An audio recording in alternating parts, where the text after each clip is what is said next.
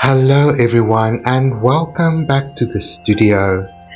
It is Sunday morning early and I really just want to paint this background and I've decided to just enjoy painting it and recording the session, and I've decided to do a voiceover after the fact. I just wanted to be in the moment and concentrate and also enjoy the magic of this layer.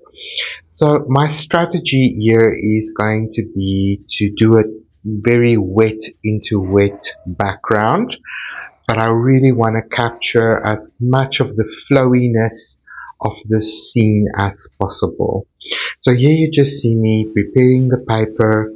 I did add an extra layer of protection at the top of this paper where we painted the previous magical charm, and I sealed that as well with a bit of masking tape, because I'm going to be mixing all of my colors, and you'll see me mix them now, so that I have all of the colors ready for this painting. And then I'm basically gonna mist the entire paper with my water mister to give the paper a nice even wetting before I even pick up a brush, because I didn't want to massage the paper with a wet brush too much, because I've already painted in a little bit of detail in that first initial layer. So my strategy is to have all of my colors ready to roll, and I'm going to allow the paper to be thoroughly wetted, and you'll see me just move some puddles around when necessary. And then basically this entire video is going to be wet on wet technique, and I'm just constantly going to add deeper pigment in order to develop the background depth in value that I need for this scene to work. And this is why I think the masking fluid in some areas are so important.